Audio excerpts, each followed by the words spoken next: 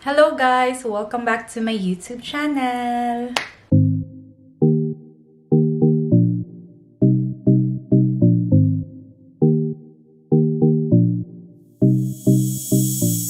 Meron na naman po tayong bagong video today. Yes, gusto ko lang sanang i-share sa inyo guys itong aking nakuhang or nabili na bagong foundation. Ito yung Frankie Rose na foundation. Yan. Kasi nag-sale sila guys ng product nila sa Amazon. So I think 99% off yung kanilang sale. So, ito originally is $30 something, 34 or something like that. And then, nakuha ko lang siya ng 34 cents. Yeah. So, nag-sale sila. Kaya, tignan natin kung anong itsura niya na naka-sale siya, okay? So, ang kinuha kong shade pala guys is yung neutral. Hindi ko alam kung first time po kasing makagamit ng ganitong foundation. So, yeah. Matte Perfection Foundation. Ayan. So, yan ang packaging niya is black and yung mga letters niya is parang naka-con siya. Ano ba yun? Parang may glowish yung kanyang box. Hindi ko alam kung meron siyang expiration date dito. 30 ml yung kanyang laman. Then, let's go ahead and open this one, guys. Para matry. Gusto kong itry. Kasi parang ang mahal niya, no? Para sa akin. Kung originally price siya. Pero, yeah. So, ganito yung itsura niya. Ang kanyang lagayan is glass. So, yung shade niya, guys, is andito sa baba. Ayan, ganyan yung shade niya. Yeah, ganito yung itsura niya. So, ganyan siya. Pump siya. Yung pang-pump niya is plastic. And then, meron siyang ganitech na i-remove mo para makakuha ka ng product. So, ganyan yung itsura. Parang meron siyang dumi dito. Siguro old na to guys. Wala naman nakalagay na kung expired na siya or ano. Wala siyang nakalagay ng expiration date. And then, i-shake muna natin bago natin i-open. Pakita ko sa inyo yung consistency niya. Ayan. Ganyan siya, guys. So, hindi siya watery, guys. Tignan nyo. So, ganyan yung kanyang kulay. I-try ko sa aking mukha dito. So, ganyan siya. Parang puti to sa akin. Or sakto lang. Ayan. So, ipakita ko sa inyo. Ganyan siya. Hindi ko alam kung nai-emphasize siya. Nakikita. Ganyan yung kulay niya. Yes.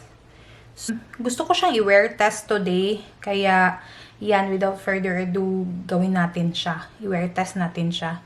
So, ang gagamitin ko is, gamitin natin tong brush on the other side. So, nakita nyo, nagkilay na ako kasi pumunta kami ng grocery today.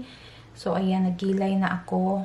So, hindi pala ako naglagay ng primer, guys. So, gamitin natin itong brush na to kung anong itsura niya pag brush yung ginamit.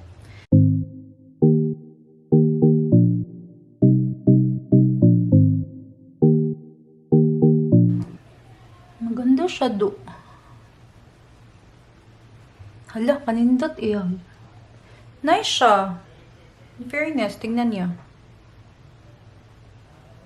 Parang nag-flawless yung aking mukha.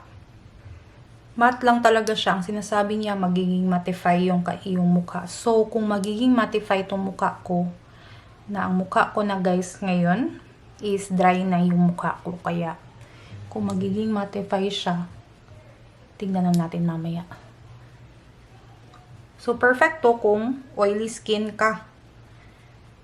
Kasi, nagmamattify. Ayan, ganyan ang first layer niya, guys. Kontra dito. Ano kaya? Na? I-try natin yung sponge, guys. Sasain ko lang tong sponge ko. I'll be right. Zoom ko lang kayo, guys, kasi para makita nyo. So, damp na tong aking sponge na hindi pa hugas. Damak mga girloy. Meredith, ikaw ba yan? Anyway, kuha tayo ng product, guys. So, first, 1 pump lang muna. Okay. So, ayan. Ayan, 1 pump. And then, gamitin natin yung sponge dito sa ibang side. Walang jud na ako siya i-try. Bisaya na pod.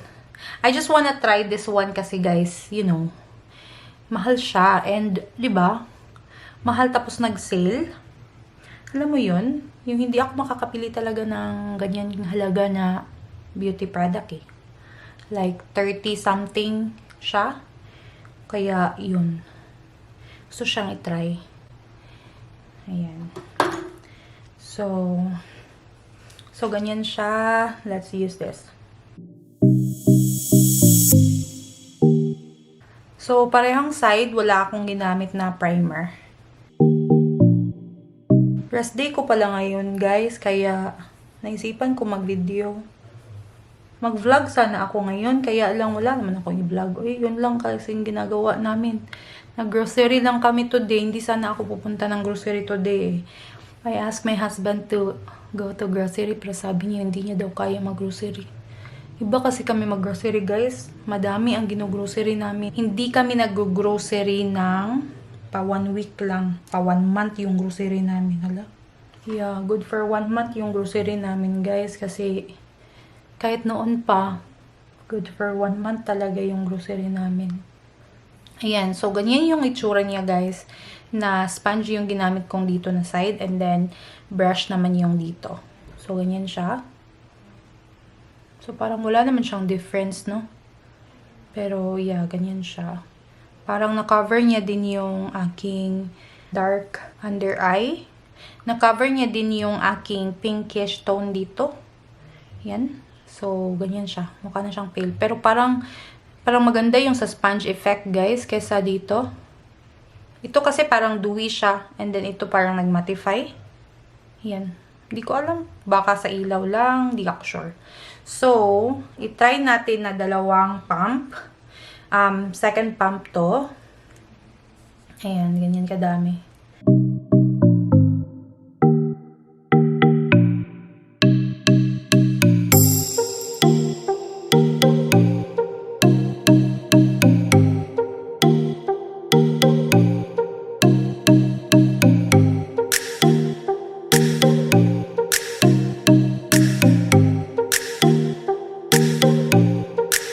So, ganyan na siya.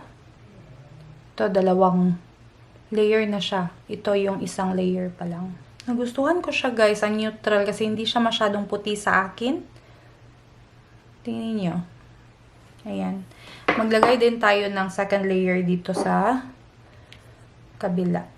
So, hindi ko pa nakita yung mga review ng Frankie. Ano ba yung pangalan niya? Yeah. Hindi ko pa nakita yung Frankie na reviews, pero i-check ko siya mamaya. Ayan, ganyan siya, guys. Oh. Parang ang kapal na siya. Kapal niyan tignan. And feeling ko parang wala naman akong sinuot na foundation. Or sanay na ako. Char! Sanay. Parang hindi siya nag-mattify, no? Parang nagduduwi siya. Or sa ilaw ko lang. Di man siya masyadong matte, guys. So, parang nagduwi lang naman siya. Parang nagsettle siya dito, oh. Ayan, oh. So, I hope mamaya hindi siya magsettle. Yan. Tapusin ko lang yung aking makeup and then I'll be right back. Hello, guys! Ayan, nagbabalik ako. So, yan ang ating final look for today. So, i-wear test natin tong ating foundation today, guys. So, nga pala, guys. Dalawa yung video na ginawa ko today. So, if, kung sino man mauna, sana panoorin nyo din yon. But, yeah, ito yung ginawa kong video sa isang video ko. And then, yeah, sana nagustuhan nyo ito. I-like nyo yung video na yun, guys. So, wala akong style sa hair ko ngayon, guys. I don't know how to style my hair. Ang alam ko lang is i-straighten siya. Pero ngayon is, tignan nyo yung condition ng hair ko. Super dry. So, do not color your hair.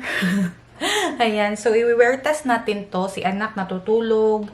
And si Habi is nasa baba. Nanonood siya ng movie. So, punta tayo sa baba, guys. Ayan. So, I'll be back later, guys. So far naman, okay pa naman siya. So, ganyan yung kanyang itsura. Ayan. So far, wala pa siyang kung ano-ano. So, yan. Wala pa siya. Wala. So, I'll be right back, guys, kung ano man yung makita kong difference. So, itry lang natin siya, no, sa picture. Kung meron siyang flashback sa ating mukha. So, ipakita ko lang sa inyo dito yung aking mukha. Yan ang aking mukha ngayon na gumamit ako ng camera. Yan, guys, is wala yung flash. So, gamitan natin siya ng camera na may flash. Ayan. So, pagkita ko sa inyo kung may flash, ganyan yung itsura niya. So far naman, no, maganda siya, no? Maganda siya. Hindi siya pangit, guys. So far naman, okay naman siya, guys. Hindi naman siya yung parang, meron kasing foundation, guys, na pag nagpicture ka, ang puti-puti ng mukha mo. Pero ito, okay lang siya. Wala siyang ganun na, wala siyang ganun na effect. So, okay lang siya so far. Few moments later. Hello, guys! Ayan, mag-update lang ako sa aking foundation, guys. So, hindi ako ang dami kong activity na ginawa today. Nag-badminton kami sa labas. Tapos, nag-paint kami. Then, nagluto ako. And then, so on. So, yun ang mga ginawa ko today. And, it's already, ano bang oras na ngayon? It's already 9, kaya naisipan ko na i-end na itong aking pag-review. So, ito na yung itsura niya, guys. Hindi ko pa siya na-blot. So, nag-oil yung aking mukha. So, nag-start ako ng mag-review nito is around 4.